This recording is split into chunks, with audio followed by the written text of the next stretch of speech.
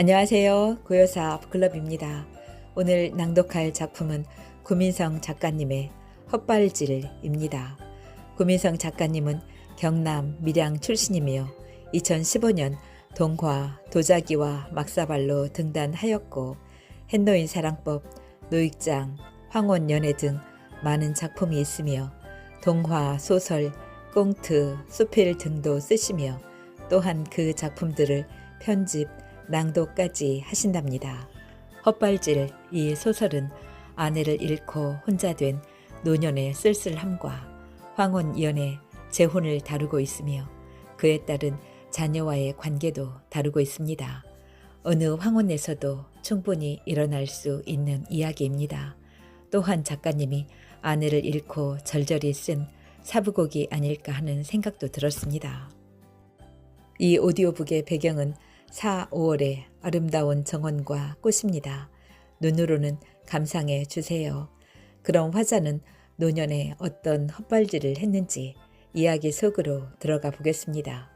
구독과 좋아요, 알람 설정은 제게 큰 힘이 됩니다.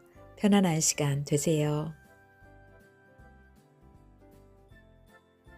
헛발질 구민성. 어이, 좀 빨리 와. 뭘 그리 꾸물거려? 강명호는 뒤에 따라오는 도용규를 돌아보며 타박했다. 뭐가 그리 급해? 우리가 빨리 간다고 비행기가 빨리 뜨나? 도용규는 강명호에게 잘 들리지도 않게 혼자만 고시랑댔다. 연휴도 아니고 주말도 아닌데 공항은 붐빈다. 모두 불경기라고 하지만 공항에는 사람들의 물결로 활기가 넘친다.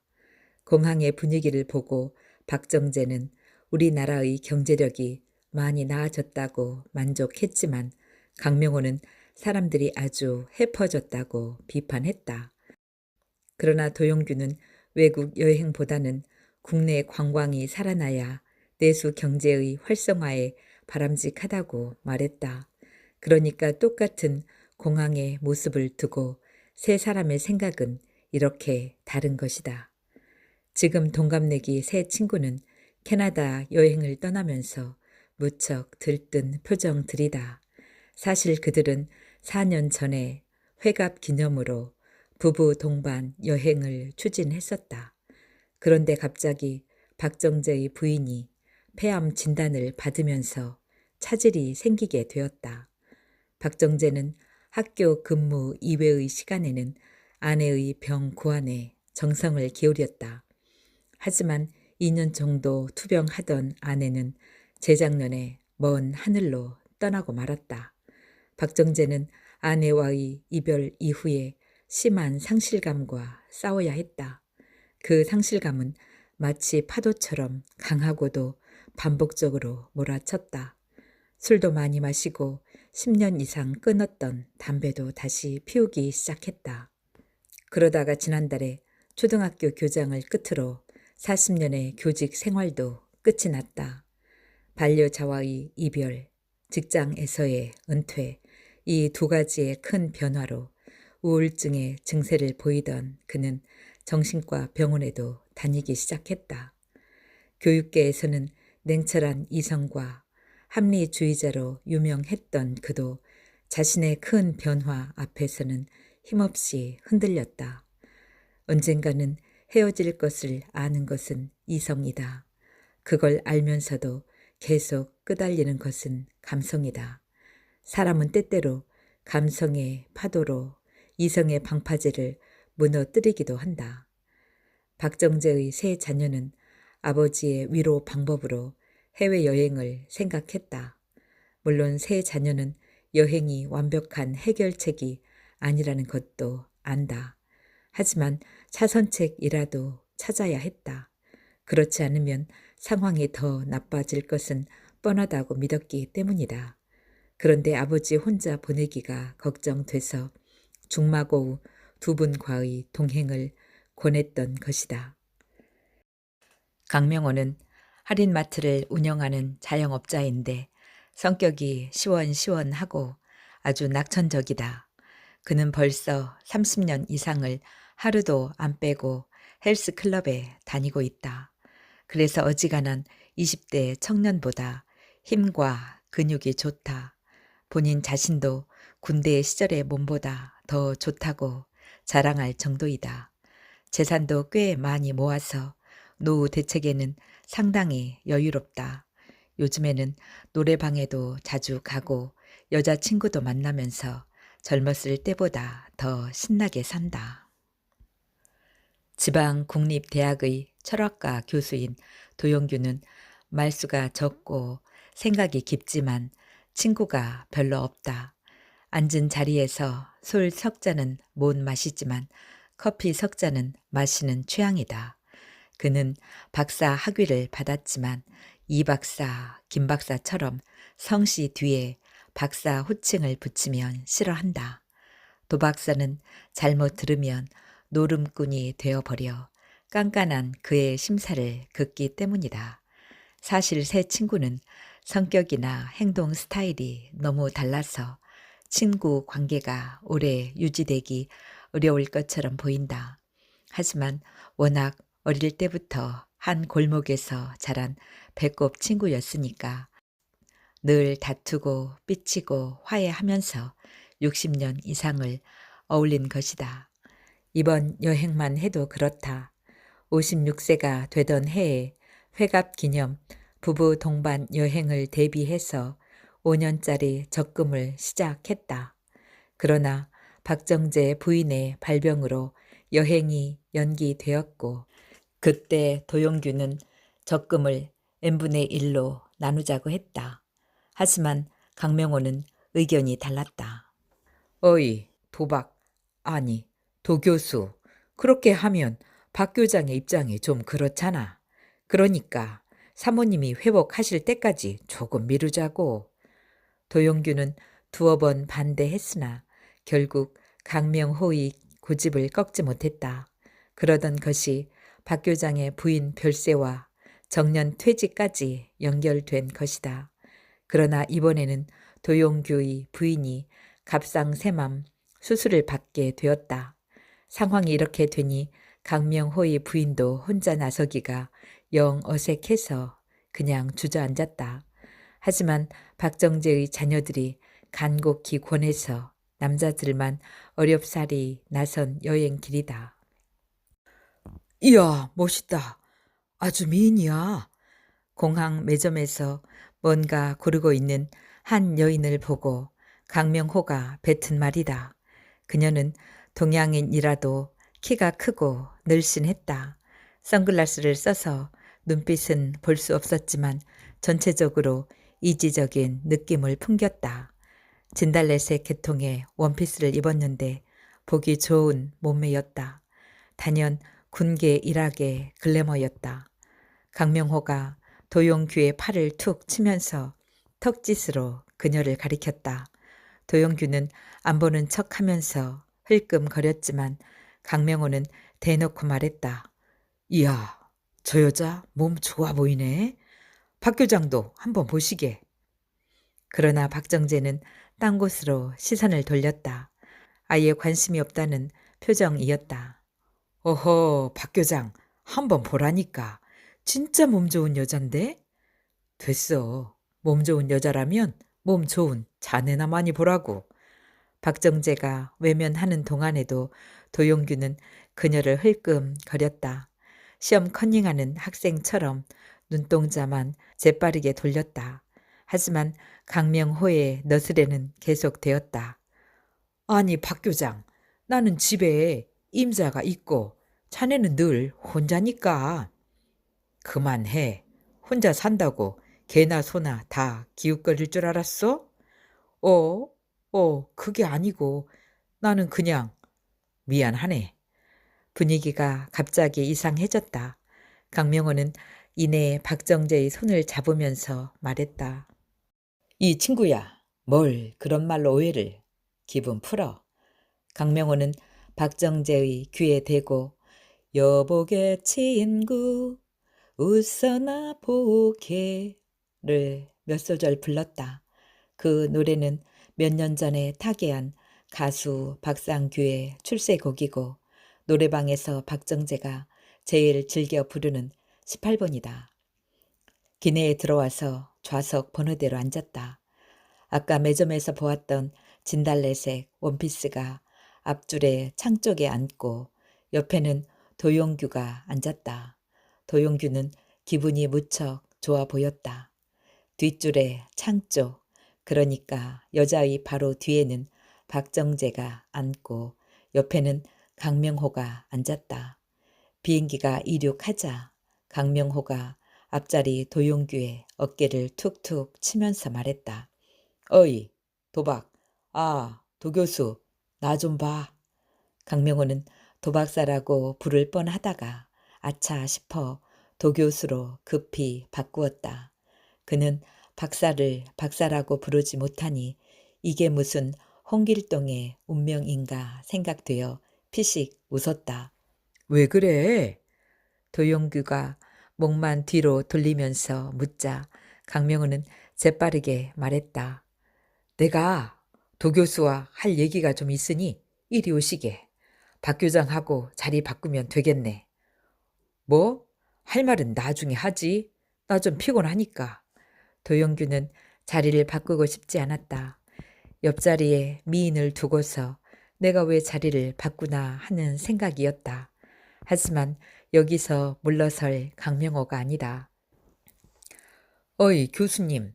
박 교장 자리는 창밖에 구름도 잘 보이고 아래로 보이는 산과 강이 아주 멋져. 이리 와보라고. 그렇게 시작된 강명호의 끈질긴 고집으로 도용규는 마지못해 일어섰다. 그런데 이번에는 박정재가 눈을 지그시 감고 묵묵부답이었다. 강명호는 또 박정재를 설득해야만 했다. 이봐, 박 교장. 내가 도 교수에게 긴히 할 얘기가 있으니 자리 좀 바꿔주게. 박정재도 몇 번을 거부했으나 강명호의 끈질긴 설득을 당할 수가 없었다. 설득이 아니라 강명호 특유의 고집인데 어릴 때부터 그걸 이기기는 정말 어려웠다. 강명호는 옆자리로 옮겨 앉은 도용규에게 구름과 산과 강의 경치를 이야기했다. 아닌 게 아니라 맑은 하늘에서 내려다보는 경치는 정말 좋았다. 달리는 자동차는 고무 지우개 같고 전봇대는 연필처럼 보였다. 푸른 산과 길게 흐르는 강물이 여행객에게 손을 흔드는 것 같았다. 날개 옆에 보이는 하얀 구름 덩이는 솜 이불처럼 편안해 보였다. 강명호는 그것들이 모두 제 것인 양 우쭐거리며 자랑했다. 그러다가 갑자기 말을 끄는 강명호가 수화도 아닌 이상한 손짓으로 뭔가를 표현했다. 앞자리에 두 사람을 가리키면서 양손 검지를 붙였다 뗐다 하는 동작인데 잘 붙여보자는 뜻으로 보였다. 잠깐의 침묵이 어색했는지 강명호는 날씨 이야기를 하다가 지구 온난화의 원인과 대책까지 장황하게 들먹였다. 또 60대의 근력 운동과 유기농 채소의 중요성까지 늘어놓더니 스르르 잠이 들고 말았다. 강명호는 잠들었지만 도용규는 다시 제자리로 돌아가고 싶은 희망을 말하기가 어려웠다. 박정재는 앞자리로 떠밀려 왔어도 옆에 여자에게는 눈길도 한번 주지 않았다. 신문만 뒤적거릴 뿐 입을 떼지 않았다. 안녕하세요. 선생님은 어디 사세요? 한참 후 여자가 부드러운 목소리로 말을 걸자 박정재는 적잖이 당황했다. 저요? 네, 저 서울 대림동에. 어머 그러세요. 저는 남양주에서 살다가 5년 전에 캐나다로 이민 갔어요. 자신의 이름을 오수미라고 밝힌 그녀는 아주 싹싹하고 활달해 보였다. 처음에는 밴쿠버에서 작은 레스토랑을 열었는데 무슨 문제가 생겨서 3년 전에 그만두었다고 했다. 지금은 여행사에 취직하여 가이드 활동을 하고 있단다. 20년 취미에 플루트 연주를 아주 즐기는데 여행객 안내를 하다가 짬짬이 연주를 하면 박수도 많이 받는다고 했다. 특히 한국인들에게 목포의 눈물, 동백아가씨, 신라의 달밤 등을 연주하면 팁도 조금씩 받는다며 좋아했다. 고향의 봄을 연주하면 모두 합창하다가 운다면서 밝게 웃었다. 눈빛이 깊고 왼쪽에 볼 우물이 귀여웠다. 박정재는 이야기를 나누는 동안 대학 학번으로 나이를 짐작했다. 아마 자기보다 9살이나 10살 정도 적은 것 같다. 두 사람은 기내에서 제공하는 쿠키와 커피를 함께 들면서 꽤 많은 이야기를 나누었다. 주로 오수미가 말을 많이 하고 박정재는 질문에 대답이나 조금씩 하는 정도였지만 즐거워 보였다. 오수미에게서는 연한 오이 향이 풍기는 것 같고 긴 손가락은 플루트를 연주하기에 적합해 보였다. 뒷자리에 강명호는 깼다가 와인을 두어 잔 마시더니 다시 코를 골기 시작했다. 도용규는 음악을 듣거나 신문을 보기도 했지만 가끔 창밖을 보면서 무료함과 싸우고 있었다. 그러다가 낮은 목소리로 박정재를 불렀다. 어이, 박 교장. 저, 아니야. 도용규는 본래대로 자리 바꾸자는 말을 못했다. 아까 강명호가 손가락을 붙였다 뗐다 하던 것이 생각났기 때문이다. 선생님, 제가 그래도 명세기 전문 가이드인데 이틀 정도는 안내해 드릴게요. 아이고, 정말요? 몇 마디 주고받아서 조금은 편해진 박정재가 반갑고 고마운 마음으로 화답했다. 그럼요. 친정 오라버니들 같으니까 제가 무료 서비스 해드리죠. 근데 사흘째부터는 단체 손님 예약이 있어서 곤란해요. 허허, 이틀이라도 고맙습니다. 제 친구들도 좋아하겠네요. 오후 2시에 밴쿠버는 날씨도 쾌청했다. 우수미의 능숙한 어드바이스로 새 친구는 입국 절차를 쉽게 마쳤다. 그들은 오수미의 안내로 호텔에 가서 여장을 풀었다. 오수미가 직접 운전하는 차는 쌍용 무쏘 290SR이었다. 좀 오래되기는 했으나 외국에서 보는 한국 차라서 무척 반가웠다. 그러고 보니 길거리에 한국 자동차들이 제법 많이 보였다. 밴쿠버 시청을 거쳐 도르셋 칼리지를 둘러보았다. 한국인 유학생이라는 새 청년을 만나서 반갑게 악수를 나누었다. 털복숭이 외국인 손보다 우리 청년의 손이 깨끗하고 부드러웠다. 강명호는 청년들에게 열심히 공부하라는 덕담과 함께 커피를 사줬다. 주택가에는 목조 주택이 많아서 그런지 전체적인 분위기가 차분하면서도 건강해 보였다. 오수미는 운전하면서 캐나다의 역사, 문화, 정치, 사회복지 등에 대해서 친절하게 알려주었다. 그녀의 안내는 군살이나 걸림이 전혀 없고 프로답게 매끄러웠다. 새 친구는 이구 동성으로 캐나다의 넓은 국토와 깨끗한 자연이 부럽다고 했다. 말 그대로 축복받은 대륙이라고 감탄했다. 첫날은 시간도 모자랐고 몸이 피곤하여 가까운 몇 곳만 보고 일찍 마쳤다. 오수미는 자신의 집이 2 블록 떨어진 가까운 곳이라며 혼자 차를 몰고 돌아갔다. 둘째 날 새 친구는 오전 8시에 식사를 마치고 관광에 나섰다. 오수미는 무릎이 낡은 청바지와 포도주색 티셔츠가 잘 어울렸다. 그렇게 옷을 입으니까 더 젊고 몸매가 도드라져 보였다. 수미 씨, 참 예뻐요. 애인 하나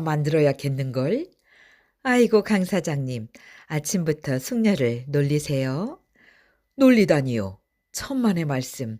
그리고 애인도 멀리서 찾을 것 없지. 안 그래요? 강명호는 오수미에게 농을 걸면서 눈으로는 박정재를 보았다.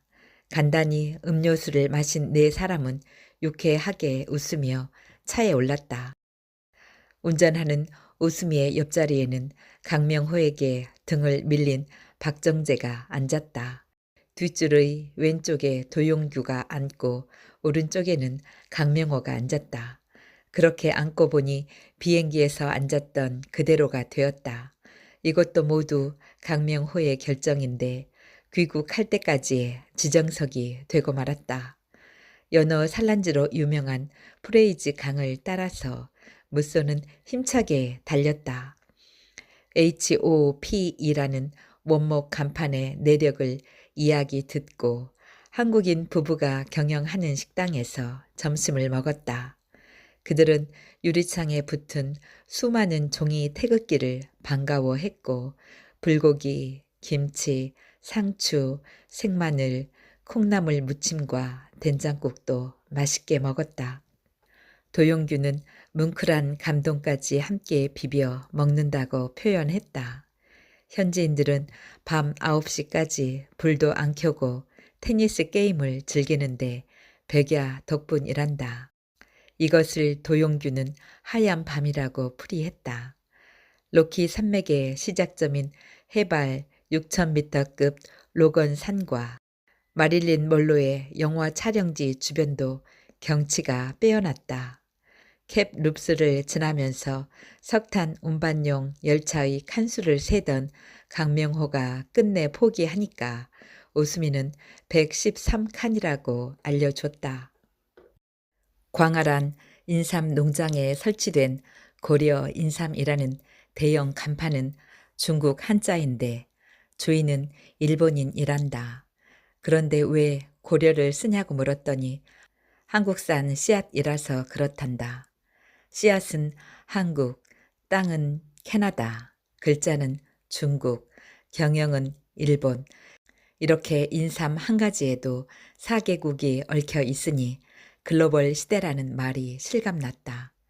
박정재는 높은 산을 좋아했고 강명호는 넓은 평원에 반했고 도용규는 긴 강에 감동했다고 말했다. 신선한 공기는요? 오수미의 질문에 일행들이 공감을 나누면서 호텔로 돌아왔다. 한식당에서 저녁을 먹은 세 친구는 방에 올라가서 옷도 갈아입었다. 어이, 박 교장. 자네 오늘 외박하게. 내가 책임질 테니까. 강명호가 너스레를 떨자 박정재가 정색했다. 외박이라니. 이미 우리는 집 떠나서 외박하고 있잖아. 그게 아니라 여기 호텔에는 도 교수랑 내가 잘 테니까 박 교장은 딴 데 가서 자라고. 딴 데라니 좋은 호텔 두고 어디 가라고? 박정재가 뚱하게 물었다. 하여간 선생들은 눈치가 이래. 그게 말이야. 수미 씨하고 밖에서 좀 놀다가 둘이서 같이 자고. 시끄러워 이 사람아. 난 또 무슨 말이라고. 박정재가 펄쩍 뛸 때 노크 소리와 함께 웃음이가 들어왔다. 오라버니들 모두 나오세요. 제가 한 잔 살게요. 아니 도 교수랑 나는 그만 잘 테니까 박 교장만 데려가세요. 그 말에 오수미는 눈이 동그래졌고 박정재는 강명호를 사납게 노려보았다.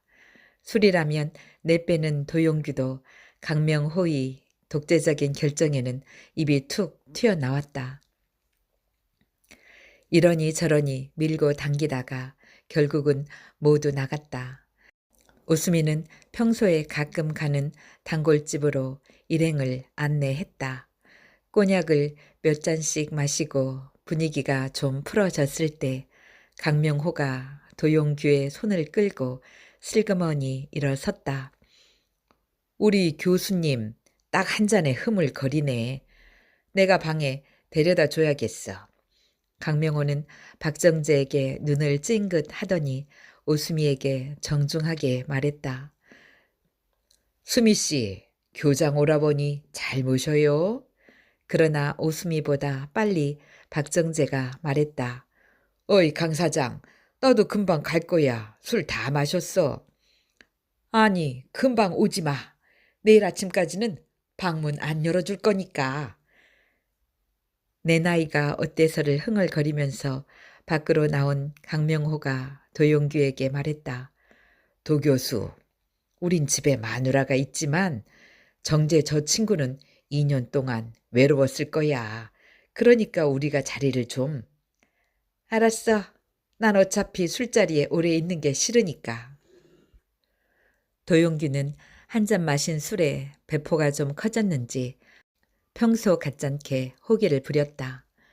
그래, 고마워. 대신 내가 커피 한 잔 살게. 강명호와 도용규가 길 건너 커피숍으로 들어갈 때 엘크 연나문 마리가 찻길을 천천히 건너고 있었다.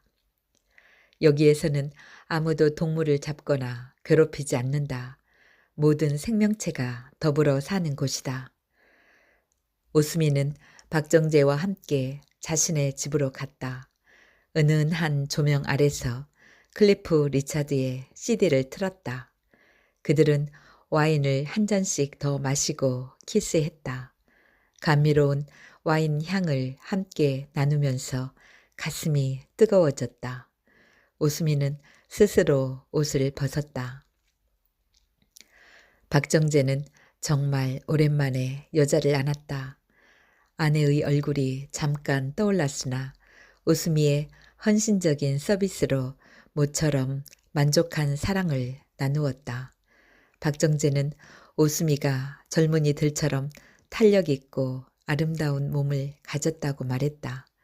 그리고 고맙다는 말을 잊지 않았다. 두 사람은 다음 날 아침 늦게까지 잠을 잤다. 문 두드리는 시끄러운 소리에 눈을 떴는데 벌써 10시 20분이다. 오수미가 문을 여니까 체격이 큰 백인 남자가 확 들이닥쳤다.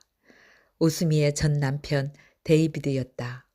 사업에 망한 그는 의처증에다가 황인종을 경멸하는 성격으로 변해서 오수미에게 폭행을 일삼았다. 알코올 중독자인 데이비드는 낮이나 밤이나 항상 술에 취해서 폐악질을 반복했다. 그러다가 작년 연말에 이웃들의 신고로 법정 이혼을 당했다.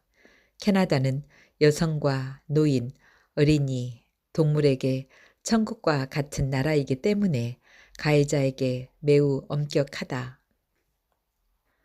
데이비드는 물건을 마구 던지면서 오수미를 때리기 시작했다.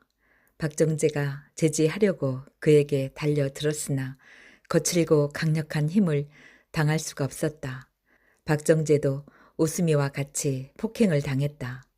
엎치락 뒤치락 하는 중에 강명호와 도용규가 들어왔다. 힘이 월등한 강명호가 뒤에서 팔을 꺾으니 데이비드도 속수무책이었다. 한참을 버둥거리며 악세던 데이비드를 강명호가 완벽하게 제압했다. 강명호는 청테이프로 데이비드를 묶었다. 잠시 후에 경찰들이 와서 데이비드를 연행해 갔다. 술 냄새를 풍기면서 발악하던 그도 경찰을 보고는 꼬리를 내렸다. 이미 전과자인 그는 가중 처벌을 겁내는 망나니 잡범에 불과했다. 네 사람은 집을 대충 정리하고 소파에 앉아서 커피를 마셨다. 어떻게 알고 왔소? 이마 상처에 반창고를 붙인 박정재가 물었다. 아무리 기다려도 안 오기에 둘이서 눈 맞아 야밤 도주했나 하고 찾아 나섰지. 스마트폰도 안 받고 말이야. 강명호가 농담 반 진담 반으로 말했다. 이 난리통에 스마트폰 벨 소리가 들리겠어? 그러게 말이야. 박정재의 말에 도용규가 당연하다는 듯이 말했다. 집은 어떻게 아셨어요? 오수미가 물었다. 집을 몰라 호텔에서 나오는 즉시 무쏘만 찾아서 다녔지요. 불과 200m 거리에 수미 씨의 차가 있더군요. 그렇게 해서 사태가 해결된 것이다. 박정재는 두 친구에게 거듭 고맙다고 인사했고 강명호는 느물느물 웃으며 한마디를 걸쳤다. 지난밤에 무슨 일이 있었기에 박 교장 얼굴이 이리도 밝을까? 수줍게 웃던 오수미는 단체 관광객과의 약속을 이야기했다. 그녀는 자신의 차를 강명호에게 주고 버스로 출근했다. 새 친구는 브리티시 컬럼비아 주의 주도인 빅토리아 시청을 둘러보고 캐나다인들이 보물섬이라고 부르는 밴쿠버 섬까지는 대형 유람선으로 갔다. 캐나다 최대의 식물원이라 부르는 부차드 가든은 듣던 대로 굉장했다. 이탈리아, 일본 등 여러 나라의 정원이 제각기 멋을 뽐내고 있었다. 하지만 그런 풍경에 감탄사를 연발하다가도 한국의 정원을 못 본 것은 아쉬웠다. 왜 우리나라의 정원은 없으며 그 흔한 무궁화와 봉선화는 모두 어디에 있는지 안타까움을 감출 수 없었다. 그리고 이틀의 관광을 더 하고 귀국할 때는 오수미가 밴쿠버 공항까지 태워줬다. 오수미는 공항에서 박정재에게 편지 봉투를 주었다. 박정재가 기내에서 뜯어본 봉투 속에는 손글씨로 쓴 짧은 메모가 있었다. 선생님과의 특별한 만남을 오래 기억하겠습니다. 부디 건강하시고 살다가 생각나면 연락 나누기를 희망합니다. 안녕히 가세요. 밴쿠버의 한국인 오수미 올림. 귀국한 박정재는 먼저 산으로 들어갔다. 아내가 죽기 전에 함께 왕국을 건설하자면서 샀던 산이다. 아내는 꽃을 무척 좋아했다. 남이 버려서 다 시든 화분도 아내가 돌보면 살아난다. 모든 꽃을 다 좋아하지만 특히 수수한 야생화를 더 좋아했다. 누가 뽑아가도 화나지 않고 누구에게 나눠 주어도 아깝지 않은 야생화는 흔하다. 그런데 아내는 그 흔한 야생화들을 귀하게 돌보는 마음을 가졌다. 이제 아내는 먼 하늘로 떠났지만 박정재는 아내와의 약속을 잊을 수가 없었다. 집에 가만히 있으니까 자꾸만 허물어지는 느낌이 들어서 참을 수 없었다. 그래 혼자서라도 산을 개발하겠다고 나선 것이다. 박정재는 날만 새면 도시락 싸 들고 산으로 갔다. 엔진 톱으로 참나무 연나문 개를 베어내고 그 자리에 작은 텃밭을 만들었다. 고추, 가지, 들깨, 취나물, 머위, 도라지 등을 심었다. 일하는 동안에는 힘든 줄도 모르고 설치지만 저녁에 집에 오면 온몸이 쑤시고 당겼다. 그래도 날이 새면 또 새로운 기분으로 산으로 달려갔다. 그런데 쉬는 날 없이 일을 강행하다가 피로가 누적되었고 일의 진척은 조금씩 느려졌다. 박정재는 서서히 지치고 있었다. 무엇보다도 혼자 일하는 것이 가장 힘들었다. 비닐 하나를 펼칠 때 반대편에서 누군가 잡고만 있어도 수월할 텐데 혼자 이쪽 저쪽을 뛰어다녀야 하니 힘들고 느렸다. 바람까지 불면 더 어려웠다. 게다가 말 상대가 없는 것도 문제였다. 하다못해 힘들다는 하소연이나 아프다는 엄살도 상대가 있어야지. 혼자서 늘어놓으면 맛이 안 난다. 그저 옆에서 푸념을 들어만 주어도 사람이 없는 것보다는 훨씬 낫다. 지친 몸을 쉴 때는 사람이 간절히 그리웠다. 박정재는 말수가 부쩍 줄어들었다. 온종일 말이라곤 거의 하지 않는다. 아들과 딸들의 전화가 와도 고작 OX식의 단답형 대답만 하고 빨리 끊어버린다.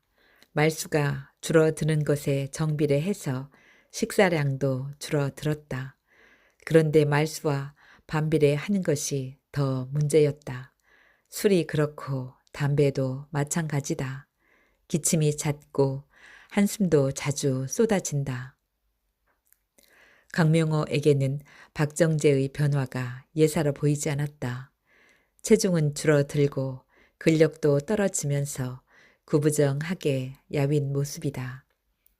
본래 말이 해프지는 않지만 요즘은 더욱 말이 없다. 박정재에게 깊은 고뇌의 그림자가 비치는 것 같았다.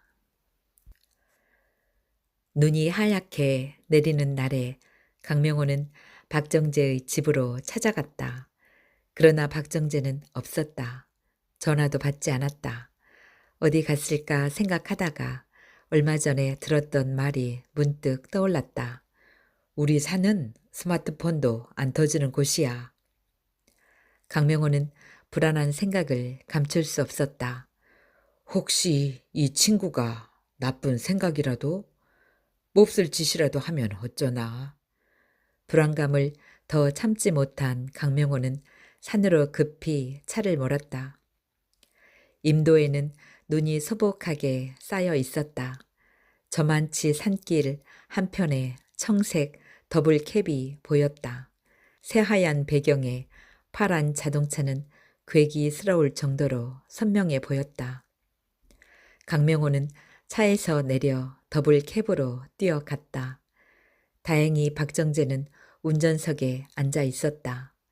강명호가 안도의 숨을 몰아 쉬면서 옆자리에 올라타서 보니 박정재의 눈이 붉게 젖어 있었다. 박 교장, 여기서 뭐해? 왔어?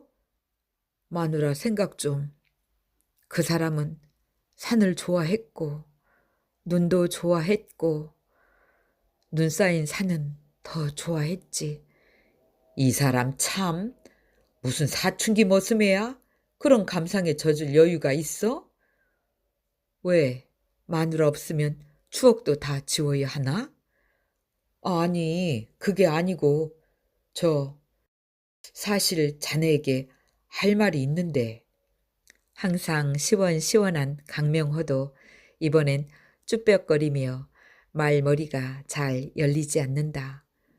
무슨 말인데 그렇게 뜸들이나? 우리 사이에 못할 말이 뭐 있다고 그래? 어이 박 교장, 내 말 예사로 듣지 말고 귀담아 들어. 글쎄 뭐냐니까? 박정재의 재촉에 강명호는 침을 꿀꺽 삼키고 말머리를 열었다. 자네 재혼하면 좋겠어. 우리 집사람이 잘 아는 참한 사람이 있는데. 싫으이 나 재혼 안 해. 얼마나 더 살겠다고 그렇게 귀찮고 피곤한 짓을 해. 박정재는 한마디에 잘라버렸다. 하지만 강명호는 끈질기게 재혼을 권했고 오늘 갑자기 결정이 어려울 테니 사나울 후에 다시 이야기하자고 했다. 그 후에도 강명호는 박정재의 재혼을 3번이나 더 권했다. 명분은 확실했다. 나이가 들수록 부인이 필요하다. 자식이나 친구가 있어도 부인은 또 다르다. 계속 혼자 살면 건강에 무척 해롭다 등의 이야기로 간곡하게 권했다. 철벽 같던 박정재의 마음도 서서히 움직였다. 저녁에 집에 돌아오면 썰렁한 거실이 너무 싫었다. 힘들게 식사 준비를 하지만 혼자 먹는 밥이 잘 넘어갈 리 없었다. 설거지 하다가 물이라도 조금 튀면 왈칵 짜증이 났다. 청소, 세탁기 돌리기, 빨래 정리 등의 시간도 만만치 않았다. 심지어 등이 가려워도 화가 났다. 문틀에 각진 모서리에 등을 붙이고 좌우로 흔들다가 눈물이 핑 돌기도 했다. 아내가 등을 긁어주면 아주 시원했는데 그때는 고맙다는 말도 안 했었다. 생활의 불편을 실감하는 중에 친구가 계속 권하니 마음이 조금씩 흔들렸다. 자꾸 권하면 남의 소도 잡아먹는 게 사람의 마음이라는 말이 생각나서 쓸쓸하게 웃었다. 일요일에는 겨울비가 추적추적 내렸다. 박정재는 산에 가지 않고 원두 커피를 내려서 혼자 마시기 시작했다. 역시 커피는 이런 날씨에 딱이야 하면서 두어 모금 마시는데 또 아내 생각이 울컥 났다. 커피를 잘 마시지 않는 사람이지만 비 오는 날에는 커피 향이 좋다면서 한 모금만 달라곤 했었지. 맛보다 향을 더 좋아했던 아내가 문득 그리워졌다. 그는 마치 아내의 생각을 털어내기라도 하듯이 머리를 좌우로 흔들었다. 박정재는 소파에 앉아서 TV를 켰다. 로맨스 외화에 나오는 외국인들은 만나면 키스하고 쳐다만 봐도 섹스한다. 갑자기 웃음이가 생각났다. 그녀와 나누었던 그 밤의 섹스가 기억났다. 친절하고 활달하고 헌신적인 여자로 추억하고 싶다. 한 번쯤은 더 만나고 싶기도 했다. 웃음이에 대한 생각과 영화의 정사 장면이 겹쳐져서 좀 산만해졌다. 채널을 돌리니까 송혜 씨가 진행하는 전국 노래자랑이 나왔다. 저 어른은 90인데도 여전히 활기차게 살구먼. 실양의 아픔에다가 아들까지 하늘로 먼저 보냈지만 나보다 더 역동적이네. 부인이 있어서 그럴까? 이런저런 생각이 순서 없이 뒤섞였다. 졸음이 슬슬 밀려왔다. 설핏 잠이 들려는 순간에 스마트폰이 울렸다. 여보세요? 선생님, 저 오수미예요. 라켓에 맞은 셔틀콕처럼 생기 넘치는 음성이었다. 수미 씨, 오랜만이네요. 잘 계셨어요, 선생님? 나야 뭐 잘 있지요. 수미 씨도 건강하지요? 네, 선생님. 그런데 저 지금 서울에 있어요. 정말요? 언제 왔어요? 어제 왔어요. 이번 주말에 언니 아들이 결혼식 해요. 회계사 언니가 너무 바빠서 조카는 제가 거의 다 키웠거든요. 박정재는 문득 오수미를 만나고 싶어졌다. 그녀의 오이 향기를 맡고 싶었다. 수미 씨, 지금 시간 있어요? 네, 지금은 한가해요. 맛있는 거 사주실래요? 그럼요. 밴쿠버에서 신세 진 빚을 서울에서는 갚아야지요. 박정재는 외출 준비를 서두르면서 심장 박동이 빨라짐을 느꼈다. 이제 비는 그치고 있었다. 그랜드 호텔 커피숍에서 만난 오수미는 더 젊어 보였다. 헐렁한 체크무늬 남방과 빛바랜 청바지 그리고 분홍색 모자가 잘 어울리는 생머리 때문일까. 얼마만이죠, 선생님? 오수미가 악수를 청하면서 물었다. 글쎄요, 한 8, 9개월 됐죠? 봄에 캐나다에 갔으니까. 박정재는 부드러운 오수미의 손에서 여인의 따스함을 느꼈다. 두 사람은 많은 이야기를 나누었다. 박정재는 주로 산 개발의 계획에 대해서 말했고 오수미는 박정재가 보지 못했던 캐나다의 다른 모습과 가이드 생활의 에피소드를 즐겁게 말했다. 그들은 스테이크와 함께 와인도 좀 마셨다. 그리고 자연스럽게 객실로 옮겨서는 따뜻하게 한 몸이 되었다. 두 사람은 각자 자신의 욕정을 불태우기보다 상대를 잘 배려하는 성의를 보였다. 느리고 부드럽고 여유로운 사랑의 시간을 나누었다. 뜨거운 숨결이 식자 오수미가 물었다. 선생님, 혼자 사시면 불편하지 않으세요? 바른 말을 해야 되지요? 거짓말 말고. 박정재가 오수미의 허리를 쓰다듬으며 물었다. 기왕이면 바른 말이 좋지요. 마누라 잔소리 안 듣는 건 편한데 말상대 없는 건 불편하고 쓸쓸해요. 잔소리라도 듣는 게 좋지 않아요? 정막 강산보다는. 글쎄요. 마누라 대신에 애들이 잔소리 많이 해요. 하루에 한 놈씩 잔소리 전화가 와요. 카톡도 수시로 날아오고 식사했어요. 청소했어요. 옷은 매일 갈아입으세요. 술 줄이세요. 담배 끊으세요. 뭐 맨날 3대1로 싸우는 거지요. 박정재는 아이들에게 의지하는 마음도 있지만 3대1의 잔소리는 반갑지 않았다. 그래도 자제분들이 관심을 보여주니까 무관심보다는 훨씬 낫잖아요. 관심까지는 좋은데 간섭은 귀찮지요. 박정재는 입술을 비틀며 싫은 내색을 했다. 선생님, 계속 혼자 사실 거예요? 오수미가 박정재의 머리칼을 만지면서 말했다. 좋은 여자분 만나서 재혼하세요.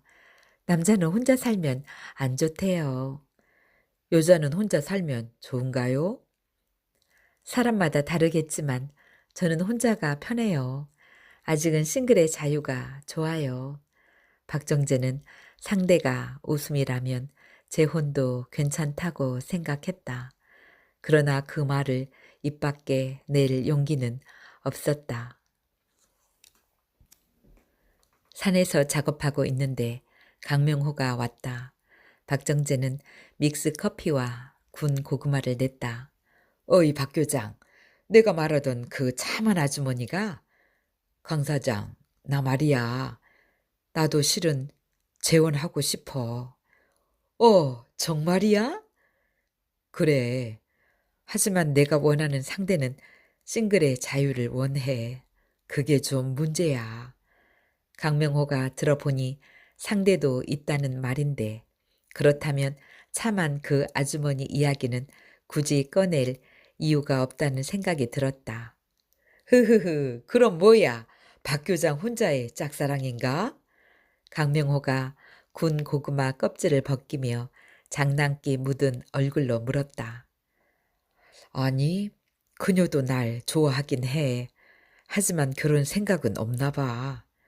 박정재의 모호한 대답에 강명호는 묘한 웃음을 흘리며 말했다. 연인은 이 고구마와 같아. 가까이 있으면 향이 좋고 입에 넣으면 맛이 좋아. 그런데 너무 오래 놔두면 썩거나 얼어버리지. 그럼 못 쓰잖아. 내 말 이해하겠어? 그건 그렇고 도대체 누구야? 내 친구 속 태우는 군고구마가. 점잖은 척하면서 호박씨 깎구먼. 숨겨둔 여자가 대체 누구냐니까? 강명호가 눈을 부릅뜨며 과장된 공격의 표정을 지었다. 강 사장도 아는 사람이지. 캐나다 뭐? 오수미? 그 여자 아직 안 끝났어? 언제 시작이나 했나? 아니 그게 말이야. 도박사 용기도 그 여자에게 연락하던데? 아, 그 말은 수미 씨에게 들었어. 용규가 달아서 매달리지만 수미 씨가 잘났대. 그렇지? 용규는 마누라가 있잖아. 의리 없는 인간. 어따 걸쳐 걸치길. 커피 한 잔 더 줄까? 박정재는 뜬금없이 물었다. 강명호가 도용규를 비난하는 게 달갑지 않아서 말머리를 돌리는 것이다. 커피는 됐고 용규 그 인간은 수미 씨를 외도의 상대로 생각하잖아. 박 교장은 완전히 다르지. 안 그래? 글쎄, 용규와 내가 어떻게 생각하든 중요한 것은 수미 씨 마음이지. 그녀는 싱글의 자유가 좋다고 하니. 어이 박 교장, 수미 씨 전화번호 좀 줘봐. 내가 할 말이 있어. 썩은 고구마 되기 전에. 강명호는 몇 번이나 조른 끝에 오수미의 전화번호를 받고서야 돌아갔다.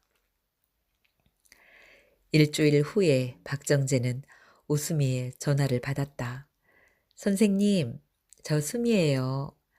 아, 수미 씨, 어딥니까? 네, 밴쿠버 집이에요. 3일 전에 강 사장님 전화 받았어요. 군고구마 이야기도 잘 들었고요.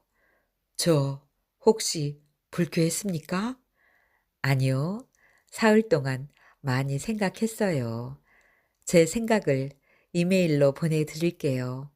선생님 메일 주소 좀 찍어주세요. 불편하시면 그 친구의 말을 무시해도 됩니다. 아니요. 불쾌하거나 불편한 건 없어요. 전화는 짧게 끝났지만 잠시 후에 날아온 이메일은 짧지 않았다.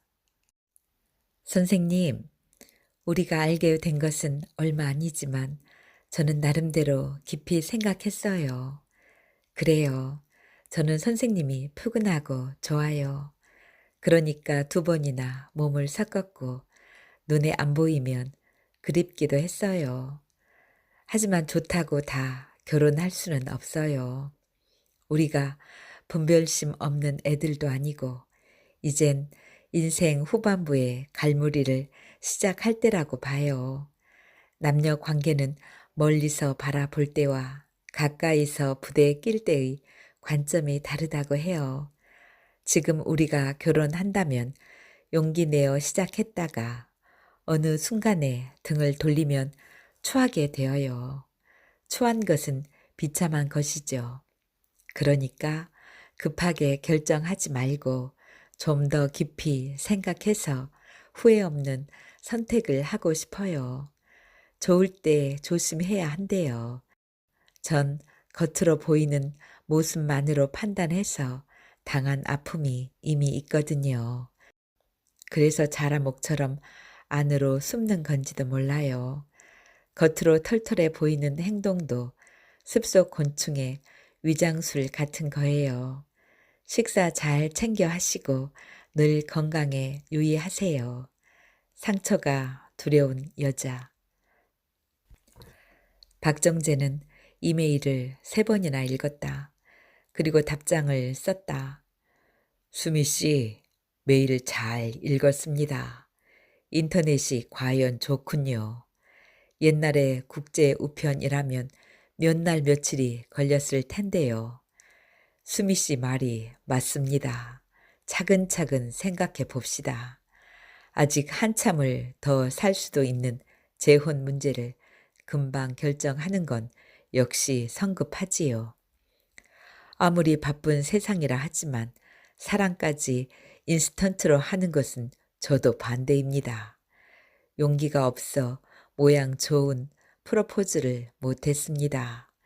M1 친구를 앞세워 간접적으로 프로포즈한 결과가 되었군요. 본의 아닌 결례에 용서를 구합니다. 사과의 의미를 담은 저의 여행 제안에 동의해 주시면 고맙겠습니다. 이달 말쯤에 하와이 여행이 어떨까요? 가슴 뛰는 대답을 기다립니다. 남자의 설렘. 하와이에서 만난 2사람은 3박 4일 동안 허니문처럼 아름다운 시간을 가졌다. 박정재는 섹스를 나누는 달콤한 순간에 사랑한다고 고백했지만 결혼을 조르지는 않았다. 우수미가 자의적으로 결정하기를 기다려주는 것이 옳겠다고 생각했다. 여유 있게 우수미의 대답을 기다리는 동안에 아이들과 미리 이야기해둘 필요성도 느꼈다. 하와이에서의 낯익은 사랑은 달디 달았다. 집으로 돌아온 박정재는 강명호부터 찾았다. 강 사장, 부탁이 있어. 돈 부탁 빼고 뭐든 다 해. 친구끼리는 돈 거래가 제일 위험하니까. 돈은 무슨? 강 사장이 우리 애들 만나서 내 마음을 좀 전해주면 좋겠어. 어떤 마음? 장가 보내달라고? 그 말이지?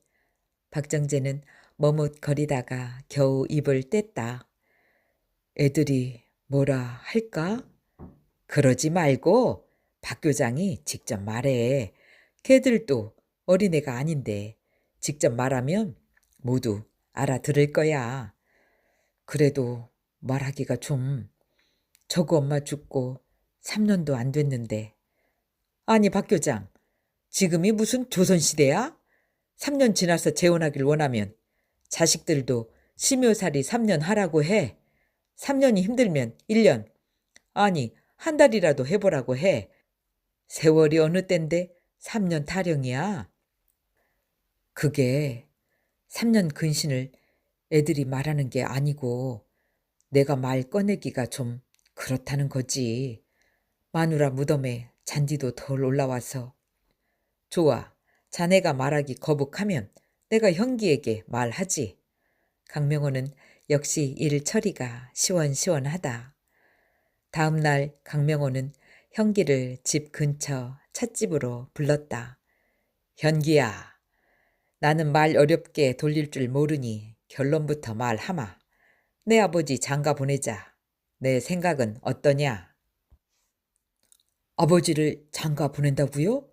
아니 아저씨, 그게 무슨 말씀이세요?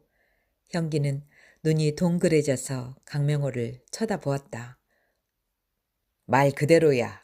내 아버지 그냥 두면 빨리 늙고 병 생겨. 그러니까 건강을. 잠깐만요 아저씨. 빨리 늙고 병 생긴다는 말씀 정말입니까? 그래, 그건 당연한 일이야. 호라비는 바람 빠진 풍선처럼 금방 사가버리지. 그러면 아버지도 재혼하시겠대요? 원하고는 있는데 말을 못해. 내 아버지가 원래 그렇잖아. 마음을 표현하지 못하고 끙끙 앓는 스타일이지. 강명호는 배꼽 친구로 평생을 어울렸으니 박정재를 누구보다 잘 안다. 또 그런 사실을 현기도 잘 알고 있다. 아저씨, 그럼 여자분은 있어요? 그래, 좋아하는 사람은 있어. 그런데 있는데 왜요? 국내에 없고 캐나다에 살고 있는데 말이야. 강명호는 우수미의 간단한 소개와 두 사람의 관계에 대해서 대충 이야기했다. 아저씨, 저는 아들이라도 막내니까 누나들이랑 상의해야겠어요. 그렇지, 당연히 상의해야지. 그런데 이건 알아두어. 내 아버지가 계속 혼자 살다가 중풍이라도 덜컥 걸리면 네가 똥오줌 다 받아내야 해. 내 아버지는 요양원에는 절대 안 들어갈 거라고 늘 말했거든. 병든 영감에게 할망구 없으면 아들 며느리가 힘들어. 그러니까 내가 잘 생각해서 아버지를 장가 보내도록 해. 강명호는 중풍이니 똥오줌이니 하는 소리까지 할 생각이 애초에는 없었다. 그러나 말을 하다 보니 그런 표현이 나왔고 나름대로 설득력도 있을 것 같았다. 그럼 누나들도 찬성하도록 부탁해야겠네요. 현기는 아버지의 재혼을 찬성하는 쪽으로 마음을 정한 눈치였고 강명호는 속으로 쾌재를 불렀다. 현기는 누나들과 전화하여 토요일 오후에 큰누나 집에서 만났다. 그리고 강명호 아저씨와의 이야기 내용을 전하면서 누나들의 의견을 물었다. 좋지 뭐. 아버지는 아직 건강하시니까 새 장가 드셔도 돼. 큰누나 현애는 첫마디에 찬성이었다. 현애는 중학교 영어 교사이고 치과 의사인 남편도 환자가 꽤 많은 편이다. 경제적으로 여유가 많아서 아버지 용돈도 넉넉히 드린다. 하지만 작은 누나 현주는 현애와 많이 다르다. 언니의 아파트는 54평인데 반해서 자신의 아파트는 26평이고 그나마 임대 아파트라서 늘 쫓기는 기분으로 산다. 언니 부부는 의사와 교사인데 자신은 살림만 하고 있다. 중국집 주방장인 남편이 아내의 경제 활동을 지독히 싫어하기 때문이다.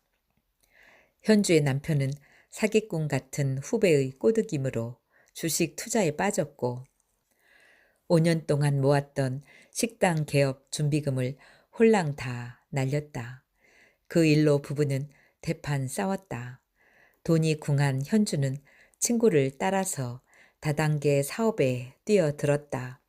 하지만 6개월 만에 카드 빚만 잔뜩 짊어졌다.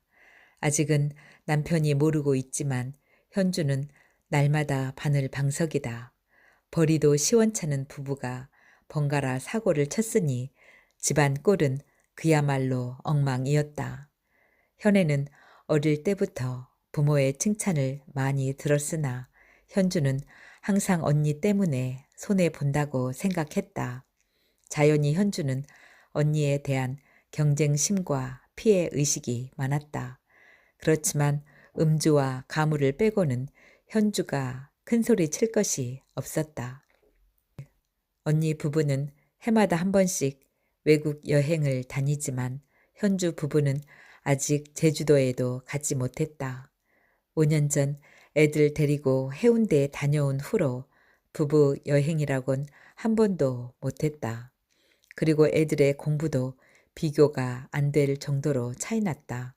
한 번은 현주가 하도 답답해서 남편에게 이렇게 말했다. 공부 머리는 아빠를 닮는다고 하더라. 의사 머리하고 짱깨이 머리하고 같아? 그러나 그 말 때문에 현주는 흠씬 두들겨 맞으며 이런 말을 들어야 했다.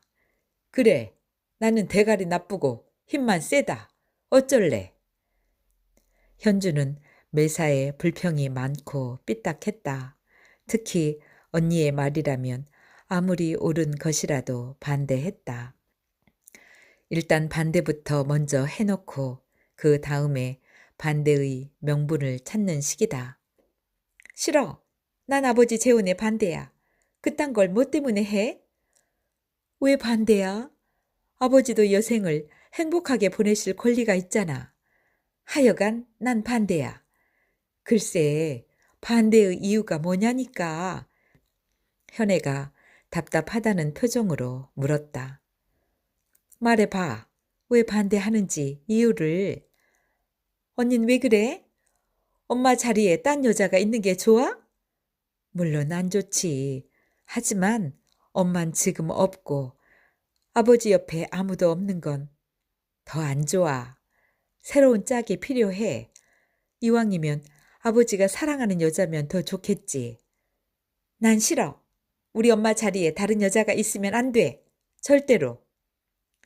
현주는 입을 앙 다물고 완강하게 반대했다. 형기는 누나들의 설전을 보면서 큰 누나가 이기길 바랐지만 내색할 수는 없었다. 그랬다간 작은 누나로부터 폭탄이 날아올 것이 뻔하기 때문이다. 잠깐 생각을 정리한 현주가 입을 열었다. 새엄마가 들어오면 아버지의 배우자로서 재산의 25%를 차지할 거야. 그럼 나머지 75%로 우리 셋이서 나누게 되잖아. 내 몫은 겨우 25%뿐인데 왜 그 여자에게 그만큼 줘? 세상에, 현주 너 벌써 그런 계산까지 했니? 현애가 어깨를 늘어뜨리면서 어이없다는 표정을 지었다. 아니 이건 혹시 아버지가 재혼하실 경우를 예상해서 한번 알아봤던 거야. 그게 지금 현실로 나타난 것뿐이야. 현주는 아무렇지도 않은 얼굴로 말했다. 그래도 그렇지. 이 상황에서 그런 말을 하다니. 아니야. 언니와 나는 입장이 다르잖아. 뭐가 달라? 같은 형제인데. 그게 아니고 언니는 부자지만 나는 가난하잖아. 그래서 나는 돈이 중요해. 결국 현주는 돈이 문제였다. 그날은 뚜렷한 결론을 못 내리고 다음 토요일에 아버지 집에서 바로 모이자고 약속했다. 세 사람은 모두 굳은 얼굴로 헤어졌다. 현기는 큰누나 집에서 나오자마자 강명호에게 찾아가서 이야기를 전했다. 그래, 현애는 찬성이고 현주는 반대다. 이 말이지? 네, 그렇습니다. 현기 너는 찬성이고 저는 네, 저도 찬성입니다. 그럼 됐네. 2대 1이니까 다수결로 하지 뭐. 역시 강명호는 쉽게 말했다. 아닙니다. 이걸 다수결로 밀어붙이면 작은 누나하고는 평생 원수가 됩니다. 평생 원수? 그럼 어떡하지? 현기는 잠시 침묵하다가 말했다. 아버지와 상의하면서 시간을 갖고 작은 누나를 설득해야지요. 현주를 설득한다고? 그게 잘 될까? 걘 어릴 때부터 고집이 대단했는데. 현기도 작은 누나의 고집에 대해 공감하면서 고개를 끄덕였다. 그는 지금도 기억하고 있다. 작은 누나는 삼남매 중에서 유일하게 부모의 반대를 무시하고 결혼했다. 혼수 장만은 물론이고 예식장 결정도 자신의 고집대로 처리했다. 아버지는 크게 화를 냈고 어머니는 결혼식 마친 그날부터 사흘이나 자리에 눕고 말았었다. 토요일에 삼남매가 아버지 집으로 모였다. 짜장면으로 간단히 점심을 마친 후에 현애가 먼저 말을 꺼냈다. 아버지, 혹시 좋아하시는 여자분 있으세요? 괜찮아요. 말씀하세요. 저희도 대충은 아니까요. 그래, 너희에게 말하긴 좀 그렇지만 나도 마음이 좀 복잡해. 왜냐면 복잡하면 재혼 안 하시면 되지. 무슨 말씀이 더 필요해요? 현주가 평소의 태도처럼 톡 쏘았다. 현주 넌 좀 가만히 있어 봐. 아버지 말씀하시는 중이야. 현애가 조용히 타일렀지만 현주는 이내 반격했다. 언니, 우린 지금 교장 선생님 연설 듣자고 모인 게 아니고 가족회의 하잖아. 그럼 나도 내 생각을 말할 수 있어야지. 현주는 언제나 아버지의 이야기를 설명조이거나 연설 분위기라고 싫어했다. 그래 알았어. 아버지 말씀부터 듣고 내 생각을 말해. 잠깐의 침묵을 뚫고 박정재가 말했다. 내 재혼을 너희에게 허락받고 추진할 생각은 없었다. 다만 너희가 반대하면 내 계획을 접을 생각이야. 아버지가 접을 생각은 재혼인가요? 아니면 우리 허락받는 거예요? 그야 심사숙고해서 합리적이고 효율적으로 좀 더 생각해 보자.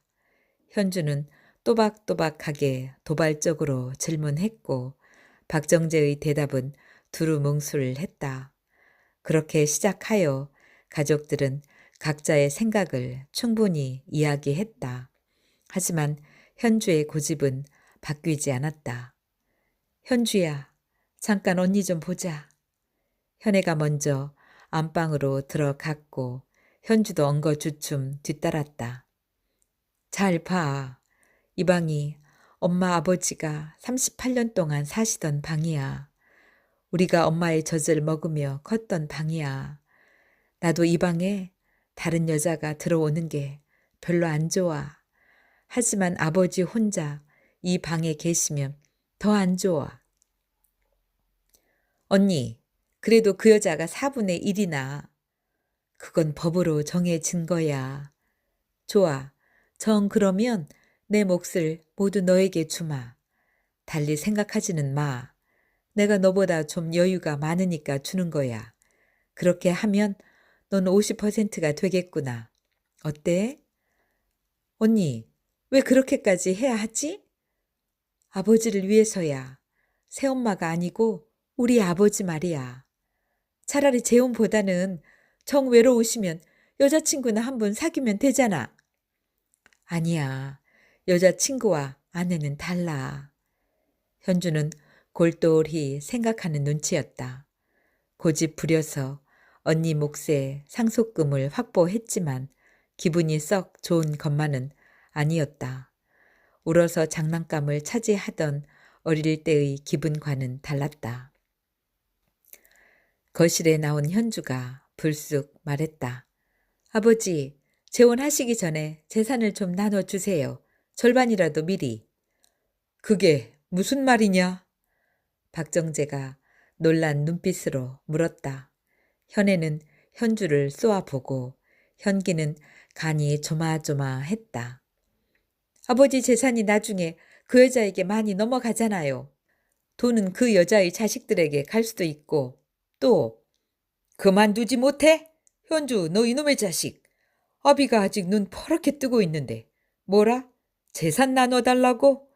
그리고 현애 너도 그렇지. 동생 데리고 안방에서 이따위 이야기나 했어? 아버지, 그게 아니고요. 시끄러. 못된 놈들. 현애는 억울했지만 입을 닫았다. 다만 큰 눈에 눈물만 가득 고였다. 아버지가 당신의 불편한 입장 때문에 더 흥분하는 거라고 생각했다. 다음에 해명하면 되겠지 했다. 그러나 현주는 눈을 똑바로 뜨고 야무진 목소리로 말했다. 솔직히 아버지의 박봉을 알뜰히 아끼고 저축한 사람은 우리 엄마잖아요. 먹는 거, 입는 거 줄여서 재산 만든 사람은 엄만데 왜 다른 여자가 그걸 차지해요?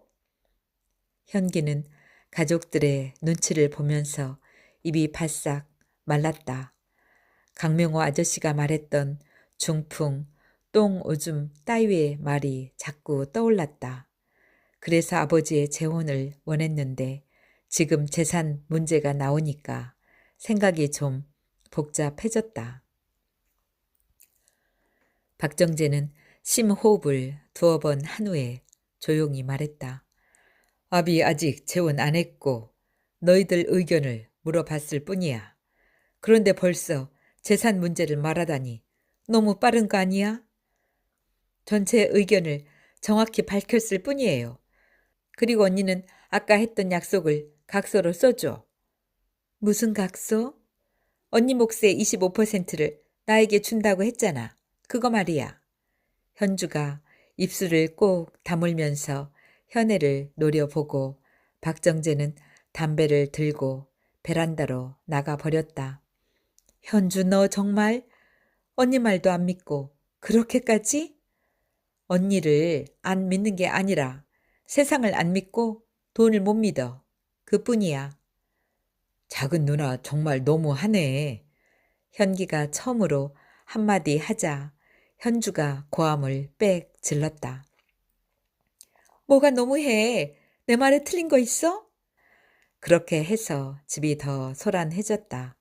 한참 동안 목소리를 돋우던 현주가 울면서 뛰쳐나갈 때 아무도 붙들지 못했다. 박정재는 며칠 동안 깊이 생각했다. 강명호를 만나서 장시간 의논도 했다. 그리고 마침내 결론을 내리고 움직이기 시작했다. 이런 일이라면 마음 바뀌기 전에 빠르게 처리하는 게 좋겠다고 생각했다. 집과 산은 모두 팔았다. 급하게 처분하다 보니 시세보다 싸게 놓아버렸다. 주식과 예금까지 모두 정리해보니 총액이 15억 원 남짓했다. 세 자녀의 통장에 3억 원씩 입금해 주었다. 나머지 6억 원을 자신의 몫으로 예탁했다. 이것을 재혼과 여생의 종잣돈으로 할 생각이었다. 계절별로 약간의 옷만 남기고 살림도 모두 자활봉사단체에 기부해 버렸다. 박정재는 옷가방 몇 개만 강명호의 창고에 맡기고 캐나다로 갔다. 예약해둔 해변의 레스토랑에서 박정재는 오수미에게 반지를 끼워주면서 정식으로 청혼했다. 수미 씨, 이제부터 우리의 행복을 함께 찾읍시다. 나와 결혼해줘요. 그러나 반지를 슬쩍 바라보던 오수미는 뜻밖의 질문을 했다. 선생님, 한국의 재산은 모두 어떻게 하셨어요? 집이랑 산이랑 모두. 아, 그건 모두 팔았어요. 좀 급하게 파느라 시세보다 싸게 정리했지요. 박정재는 마치 무거운 짐이라도 내려놓은 것처럼 홀가분한 기분으로 말했다. 왜 그리 급하게 정리하셨죠? 갑자기 오수미의 목소리가 사무적인 톤으로 변했다. 그게 애들에게 좀 나눠주고 나도 새 출발하려면 정리가 좀. 자녀들에겐 얼마씩 주고 얼마가 남았죠? 오수미의 목소리가 갑자기 낯설게 느껴졌다. 3억씩 3명에게 모두 9억을 주고 나는 6억을. 그럼 총액은 15억이었어요? 그렇지요. 15억 맞아요. 그 돈 다 가져오면 거의 맞는데 9억이나 빼줬단 말씀이죠? 아니, 수미 씨, 갑자기 돈을 왜 그렇게 따지냐고요? 선생님, 연세를 생각해 보세요. 이제 힘든 일은 하시기 어렵잖아요. 한 20억 정도 있으면 여기에서 조그만 건물은 하나 살 수 있어요. 그걸로 임대업이라도 해야 먹고 살지요. 수미 씨, 나는 더 들어보세요. 제가 가진 돈 다 털어도 5억밖에 안 되는데 선생님 돈 6억을 합해봐야 목표액의 절반에 불과해요. 오수미가 절반의 힘을 주면서 단호하게 말했다. 그럼 처음엔 작게 출발하면 되지 않습니까? 지금 그게 문제가 아니에요. 저에게 청혼하실 생각이 있었으면 결혼 이후의 생활 문제는 미리 상의하셔야지요. 결혼이란 것은 잠깐 좋아서 사귀는 거랑 다르잖아요. 연애는 낭만이지만 결혼은 생활인데 현실 감각이 그렇게 없으세요? 전 선생님께 어떤 존재인가요? 그냥 액세서리인가요? 아니, 그게 아니고. 오수미는 또박또박 따지고 박정재는 아니 하면서 뒷걸음질만 바빴다. 박정재는 일이 묘하게 꼬여서 답답했다. 모든 것을 원점에서 다시 판단하고자 생각하고 있는데 오수미가 반지를 되돌려 주었다. 해변의 낙조는 빛을 잃었고 박정재는 갑자기 한기를 느꼈다. 박정재는 귀국 즉시 강명호를 만났다. 강 사장, 나 아무래도 헛발질 한 것 같아. 헛발질? 좀 그렇기도 하네. 돈을 너무 밝히는 게 영 이상해. 처음부터 돈을 목적으로 나에게 접근했을까? 그렇다면 나보다 부자가 얼마나 많아. 나야 뭐 소시민이지. 그건 차차 생각하고 자네 당장 발 뻗고 누울 자리도 없잖아. 다른 대책이 생길 때까지 우리 집에 머물도록 해. 상우 녀석 유학 가고 방이 비었으니. 아니야. 내가 무슨 면목으로 자네 부인을 봐. 그냥 내가 알아서 할게. 강명호가 집으로 가자고 몇 번이나 말했지만 박정재는 끝까지 사양했다. 박정재는 봉덕동의 지구촌 모텔에 한 달치 방세를 선납하고 들어갔다. 우선의 식사는 주변 식당에서 해결하면 되겠지만 장기적인 생활에 대해서는 어떤 대책이 필요했다. 해동하면 산에 비닐하우스라도 지을 생각이다. 마침 욕실에서 속옷을 빨고 있는데 전화벨 소리가 들렸다. 아버지, 어디 계세요? 현애였다. 박정재는 큰딸 전화가 반갑기도 했지만 오수미와의 갈등 때문에 공연히 위축되었다. 여기 봉덕, 아니 신사동 강 사장 집이야. 박정재는 거짓말을 해버렸다. 모텔에 월세로 들어왔다고 하면 현애가 어떤 반응을 보일지 눈에 선했기 때문이다. 아버지, 큰일 났어요. 현주가 왜? 무슨 일 있어? 현주가 그저께 구속됐어요. 저도 이제야 알았어요. 뭐라고? 구속이라니. 그게 대체 무슨 말이야? 아버지, 지금 강남 경찰서로 오세요. 박정재는 빨래도 그냥 둔 채 경찰서로 갔다. 가는 동안 다리가 자꾸만 흔들렸다. 현애가 전하는 그동안의 이야기는 기가 찼다. 현주는 아버지에게 받은 3억 원을 다단계 사업에 모두 털어넣었다. 그런데 물건만 잔뜩 넘겨준 상위 레벨 사업자는 종적을 감추었다.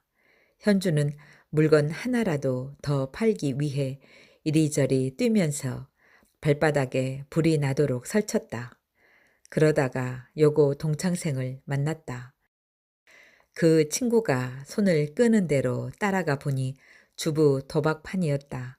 처음에는 푼돈을 조금 땄는데 시간이 흐르면서 야금야금 잃기 시작했다. 낮에 물건 팔아서 밤에 도박으로 잃는 생활이 이어지면서 금세 바닥이 났다. 본전 생각에 눈이 뒤집힌 현주는 현애에게 전화했다. 제주도에 전망 좋은 땅이 있다고 했다. 자기 돈 3억 원으로 중도금까지 치렀는데 잔금날이 다 되었다면서 약속했던 3억 원을 지금 좀 달라고 했다. 현애는 잔금 기한이 너무 급한 게 좀 불안했지만 이미 주기로 약속한 돈이라서 통장으로 입금해 주었다. 그런데 그 돈마저 몽땅 잃은 현주는 마지막 날 현장을 급습한 경찰에 검거되고 말았다. 6억 원을 불과 2달 만에 다 날린 현주는 늪에서 한쪽 발을 빼려고 버둥거리다가 두 발이 모두 빠진 형상이 되어버렸다. 박정재는 현애와 함께 면회실로 들어갔다. 현주야, 너 어쩌자고 이런 엄청난 일을. 아버지, 죄송해요. 한동안 눈에 헛것이 보였어요. 고집쟁이 현주가 죄송하다고 사과하는 것은 무척 이례적이다. 아무리 그래도 그렇지. 무슨 애가 그렇게 간이 크니? 걱정하지 마세요. 제가 나가면 모두 해결하겠어요. 어떻게? 괜한 생각 말고 밥 잘 먹고 몸이나 성하게 지내. 박정재가 등 돌려서 한숨을 푹 내쉴 때 현애가 말했다. 현주야, 그래도 물건이 좀 남았으니 나중에 사업할 수 있잖아. 언니가 도와줄게. 어쨌든 희망 잃지 말고. 싫어. 그딴 사업 이제 안 해. 그럼 뭐 할래? 아니, 일단 아무 생각 말고 몸이나 잘 챙겨. 이 상황에 병까지 생기면 더 큰일이니. 언니, 나 감옥에서 기술 배워 나갈 거야. 무슨 기술? 박정재는 주머니에서 담배를 찾더니 밖으로 나가버렸고 현주는 또렷하게 말했다. 돈 되는 기술. 나도 새롭게 태어나고 싶어. 그래, 그래야지. 잘 생각했어. 현애가 살갑게 칭찬했다. 하지만 현주는 자신의 말과 반대의 생각을 품고 있었다. 도둑질 기술을 배워서 나갈 거야. 여기서 들어보니 세상에는 도둑놈 천지야. 내가 멋진 기술 배워서 도둑놈들 돈을 왕창 털 거야. 현애는 현주의 속마음을 알 턱이 없었으니 또 덕담을 했다. 현주야, 내가 그렇게 좋은 생각을 하니까 언니도 기뻐. 걱정하지 마. 하지만 현주의 마음 속에는 정반대의 생각이 또아리를 틀고 있었다. 웃기지 마. 나쁜 일로 잡힌 인간이 좋은 생각을 할 수 있겠어? 면회 끝나고 현애가 밝은 얼굴로 나왔다. 박정재는 밖에서 담배를 피우고 있었다. 현애는 아버지에게 전에 집으로 가자고 말했으나 박정재는 그렇게 하지 않았다. 사위 보기가 불편하고 또 애들이 있으니까 생각 정리하기가 어렵다고 말했다. 박정재가 모텔에 돌아와서 막 씻으려고 하는데 전화벨이 울렸다. 아버지, 저 현기예요. 지금 종로 경찰서에 있는데요. 거긴 왜? 박정재가 깜짝 놀라서 묻고 현기는 짧게 대답하다가 꺽꺽 울기 시작했다. 제가 자동차 사고를 냈는데, 에이씨. 박정재는 종로 경찰서로 급히 가면서 현에도 불렀다. 경찰서에서 조사받는 현기를 보고 박정재는 머리 끝까지 화가 났다. 현기는 몸도 가누기 힘들 정도로 만취 상태였다. 경찰관이 건네주는 조서 내용을 보니까 보통 문제가 아니었다. 음주 운전만 해도 큰일인데 피해 어린이는 생명이 위험한 증상이다. 게다가 뺑소니까지 치면서 주차 중인 남의 차를 들이받았다. 그 차는 2억 원 이상이나 하는 고급 외제차인데 앞쪽 범퍼가 심하게 파손되었다. 알고 보니까 현기는 매형과 크게 다퉜다고 한다. 누나가 구금된 상황에서 이혼 청구 소송을 한 매형에게 화가 났다고 했다. 흥분한 현기는 술을 마시고 매형이 일하는 중국집으로 갔다. 거기서 중국집 주인이 싫은 소리를 한다고 기물을 부수며 난동을 부렸다. 그 과정에서 자신을 말리던 매형에게 주먹을 휘둘렀다. 현기는 중학생 때부터 권투를 했으니 어지간한 사람은 당하기 어려웠다. 거의 이성을 잃은 상태에서 운전하다가 횡단보도를 건너던 아이를 받았다. 그리고 뺑소니와 남의 차 파손까지 연결되었다. 조서 내용을 읽던 박정재는 무너지듯이 그 자리에 주저앉고 말았다. 눈앞이 캄캄해지고 온몸에 힘이 쭉 빠졌다. 현애가 부축해서 겨우 일으켜 세웠다. 아버지, 일단 저희 집에 가서 안정을 좀 취하시고. 안정이 되겠어? 아비는 여자에게 버림받고 딸려는 돈 날리고 구속되고 이제 아들놈까지 저 모양인데 어떻게 안정이 되겠어? 아버지, 그래도 마음을 굳게 가지세요. 현주와 현기는 제가 수습할 테니 아버진 좀 쉬세요. 저녁에 양서방 오면 의논하겠어요. 박정재는 그 와중에도 큰 딸과 사위의 존재가 버팀목처럼 믿어왔다. 이튿날 박정재는 대학교 연구실로 도용규를 찾아갔다. 도교수, 좀 창피하지만 애들 문제로 의논할 일이 있어서 왔네. 내가 무슨 도움이 되겠나? 도용규는 오수미에게 섭섭했던 기억 때문인지 달가운 표정이 아니었다. 박정재는 아이들의 사건 경위를 대충 이야기하고 말을 이었다. 도교수 사위가 유능한 변호사라던데 혹시 좋은 길이 있을까 싶어서. 박정재도 과거처럼 도용규가 편하지 않아서 말끝을 흐렸다. 알았어. 이따가 사위에게 전화는 넣어주지. 내일쯤 박 교장이 찾아가 봐. 도용규는 선심이라도 쓰듯이 말했지만 속으로는 모처럼 사건 하나 소개해 주어서 장인 체면을 살리겠다고 좋아했다. 박정재는 이튿날 오전 10시에 서초동 장준수 변호사 사무실을 방문했다. 앞 손님이 있어서 1시간 남짓 기다린 후에 박정재의 상담 차례가 되었다. 먼저 현주의 다단계 사업 피해와 도박 문제를 비교적 구체적으로 이야기했다. 그리고 현기의 음주 운전과 뺑소니 사건, 식당 기물 파손, 매형에 대한 폭력 행사, 중상당한 어린이 문제, 외제 승용차 파손까지 이야기했다. 마지막으로 둘째 사위인 최서방의 이혼 청구 소송에 대한 대책까지 다 상담하니 정오가 되었다. 박정재가 변호사 직무실을 나오니까 사무실 여직원이 상담료 청구서를 내밀었다. 박정재는 카드로 결제하면서 입맛이 썼다. 박정재는 강명호에게 현주와 현기의 일을 이야기했다. 그래도 용규 사위에게 사건을 맡겼으니 잘했네. 그 사람 실력이 좋다더군. 그래, 나도 이제 좀 홀가분해. 강명호는 박정재에게 수고 많았다면서 함께 온천에 가자고 했다.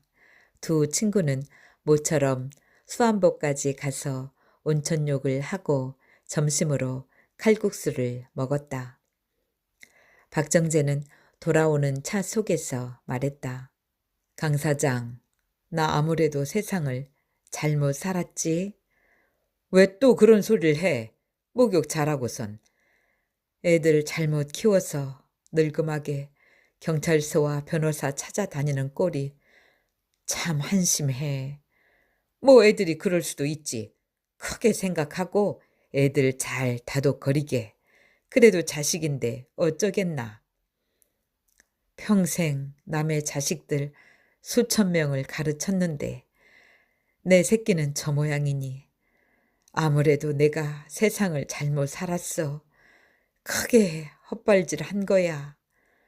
박정재의 눈에 눈물이 고인 것을 알고 강명호는 노래를 크게 틀었다. 관광버스용 트로트 메들리가 차 안에 가득 찼다. 황진이 무조건 내 나이가 어때서 따위가 빠른 리듬으로 이어졌다. 서울로 돌아온 박정재는 둘째 사위 최성진을 만났다. 여보게 최서방, 자네 속상한 거는 충분히 이해하겠네. 내가 자식 교육 잘못한 탓이니 나를 원망하게. 나에게 원망하고 현주는 용서해주게. 이혼 청구 소송을 취하하고 현주 나오면 다시 시작하게. 자네 중국집 개업하도록 내가 지원해줄. 얼마 주시겠습니까? 최성진의 눈빛이 공격 직전의 맹수처럼 느껴졌다. 그건 자네 처형과 의논해서 작은 식당은 하나 하도록 해주겠네. 알겠습니다. 장인 어른을 봐서 이혼 청구 소송은 취하하겠습니다. 하지만 처남의 폭행 사건과 기물 파손은 취하할 수 없습니다. 왜 그런가? 처남이 아직 사과도 안 했고 또 기물 파손은 주인에게 변상을 해줘야지요. 알겠네. 형기가 나오면 곧 사과할 것이고 기물 변상은 내가 해줌세. 박정재가 자리에서 일어서며 사위의 손을 잡았고 최성진은 아무 말 없이 고개를 푹 숙였다. 장인의 눈과 마주치지 않으려고 목도 돌렸다. 돈 아끼지 않고 다 정리한 박정재는 현애에게 전화했다. 현애야, 내 계좌번호를 문자로 좀 찍어다오. 왜요, 아버지?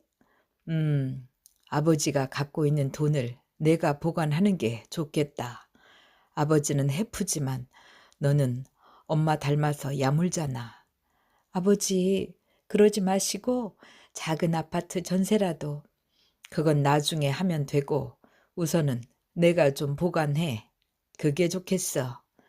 알았어요.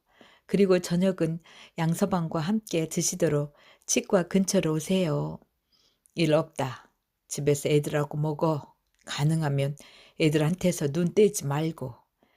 애들끼리만 밥 먹는 것을 박정재가 싫어하는 것은 밥상머리 교육의 중요성을 잘 알기 때문이다.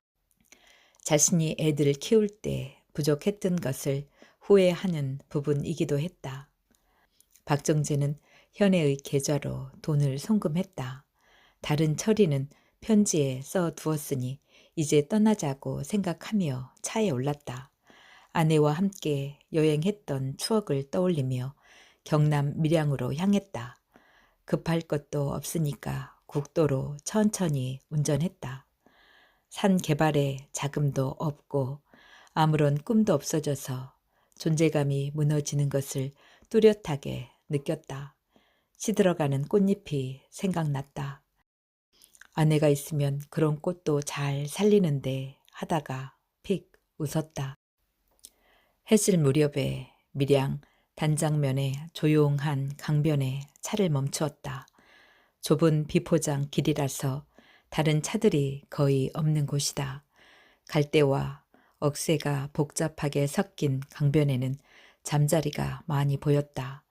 피서철이 끝나서인지 강에는 아무도 없었다. 잠자리들과 소술 바람이 물결 데리고 노는 모습이 평화로워 보였다. 마지막 길에는 이런 평화가 좋겠다고 생각했다. 박정재는 어젯밤에 모텔에서 쓴 편지를 꺼냈다. 현애야, 미안하다. 평생 교육만 했지. 세상을 너무 몰랐던 아비였구나. 내 엄마가 떠난 후엔 마냥 슬프고 외로웠다. 그러나 슬픔과 외로움은 견딜 수 있었다. 다만 무너지는 존재감과 세상을 헛살았다는 자괴감은 견디기 어렵더라. 정말 크게 헛발질했지. 통장에 있는 돈은 형기의 사고 수습과 최서방의 식당 개업에 보태면 좋겠구나. 내가 잘 알아서 처리하되 동생들의 의견도 귀담아 듣기 바란다. 양서방에게도 용서를 빈다고 전해다오. 정말 좋은 사람이지. 이제 내 엄마를 만나러 가야겠다. 애들하고 행복하게 잘 살아라. 못난 아비씀. 박정재는 편지를 봉투에 넣고 두 번째 편지를 꺼냈다. 현주야, 미안하다.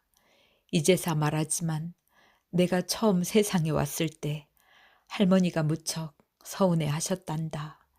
첫째에 이어서 둘째도 딸일 때 옛날 노인들은 다 그랬어. 특히 내가 3대 외동 아들이라서 더 심했던 거야.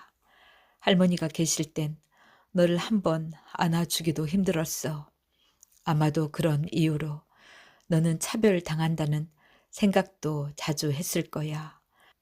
아비가 속죄하는 마음으로 언니 편에 돈을 좀 맡겨두었다. 출소하면 언니와 의논하여 최서방의 식당 개업에 보태어 써라. 물론 너도 최서방과 함께 일해야 한다. 제발 다단계와 도박은 근처에도 가지 말아라. 최서방을 존중해주고 애들을 잘 챙기면서 살아라. 먼 길 떠나며 아비 씀.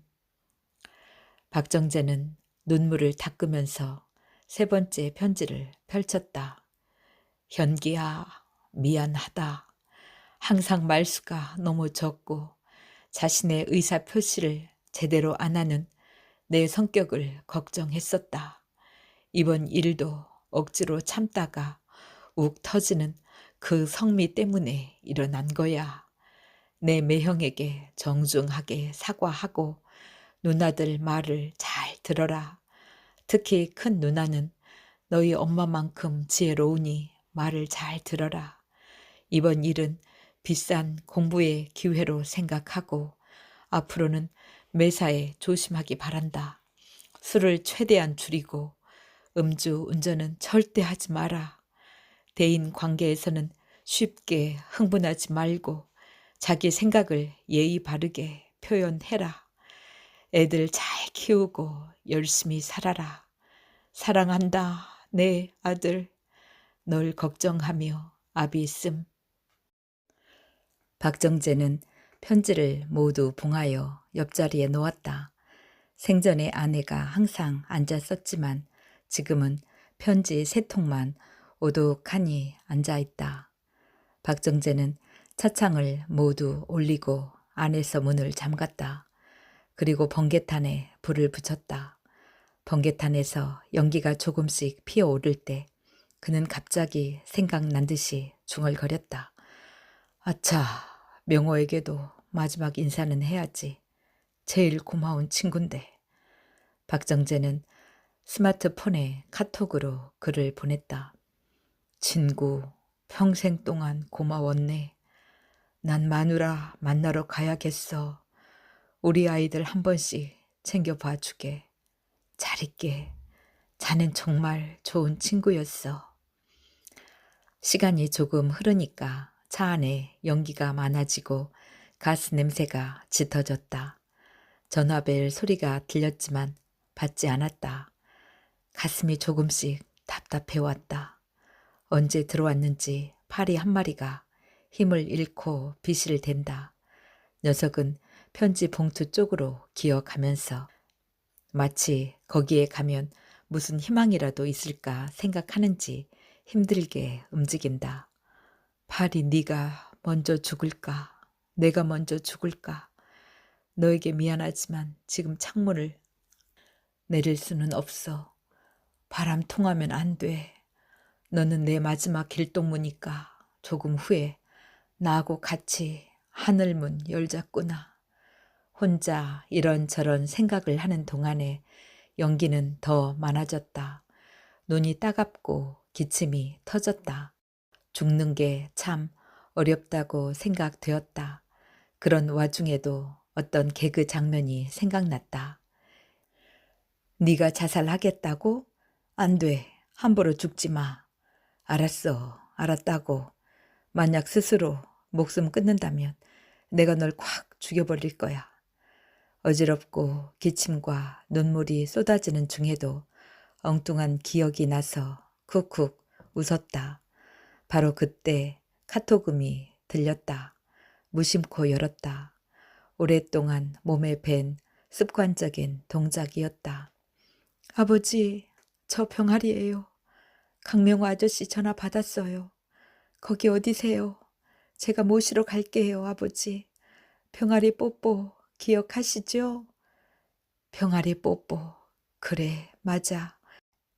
현애가 어릴 땐 내 병아리 하면서 볼에 소리나게 뽀뽀해줬지. 하지만 현주에게는 못 그랬어. 그래, 내 잘못이야. 업보야. 박정재는 뺨 위로 흐르는 눈물도 닦지 않았다. 다시 카톡이 왔다. 병아리는 어른 닭을 보며 배웁니다. 혹시 나쁜 생각하시면 병아리도 꼭 그렇게 따라 할 거예요. 나쁜 길로 가지 말라고 항상 가르치셨죠? 그래, 말로는 옳게 가르쳤는데 내 행동은 모범이 안 되었어. 이미 늦었지만 정말 미안하구나. 마지막으로 용서를 비는 거야. 가스가 가득 차서 눈앞이 뿌옇다. 머리가 몽롱하고 속이 부글부글 끓는 것 같았다. 입가에 거품이 흐르는 걸 느꼈지만 닿지 않았다. 손가락조차 까딱하기 싫었다. 또 카톡이 왔다. 아버지, 얼른 오셔서 현주 형기에게 병아리 뽀뽀 해주세요. 걔들에게는 지금 병아리 뽀뽀가 꼭 필요해요. 아니면 동생들은 불행해져요. 제가 아버지 존경하는 거 아시죠? 아버지, 제발요. 박정재는 가슴이 쿵 소리가 들리도록 충격을 느꼈다. 차문을 벌컥 열었다. 갈대밭 옆으로 기어가서 토했다. 피라미 잔챙이들이 토사물로 오글오글 모였다. 눈물이 마구 쏟아졌다. 하늘 향해 벌렁 누운 채 심호흡을 했다. 그리고 중얼거렸다. 안 돼. 내 아이들은 불행하면 안 돼.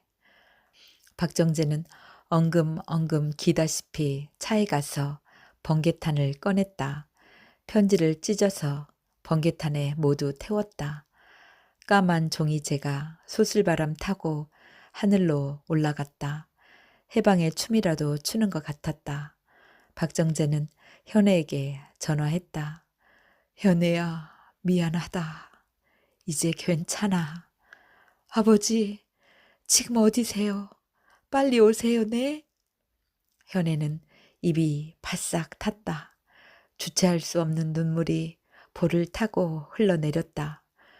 그래, 여기 밀양이야. 밀양이 어딘데요? 거긴 왜요? 괜찮으세요? 눈물을 줄줄 흘리며 세 가지의 질문을 하는 현애에게 박정재는 간단히 답했다. 괜찮아. 걱정하지 마. 아버지, 어서 돌아오세요, 네? 그래, 오늘은 여기서 쉬고 내일 일찍 돌아갈게. 전화 끊어. 박정재는 전화를 끊고 그 자리에 한참 앉아 있었다. 억새와 부들이 바람에 흔들린다. 부들 위에 앉은 잠자리는 덩달아 그네를 탄다.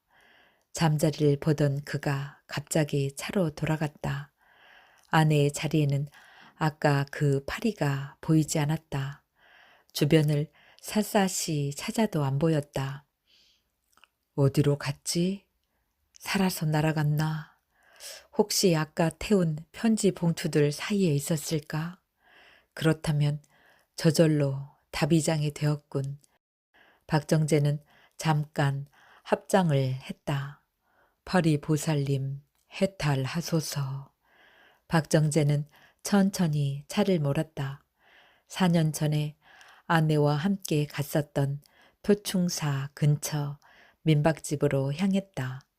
사이드 미러에 비친 서쪽 하늘엔 노을이 발갛게 물들었다.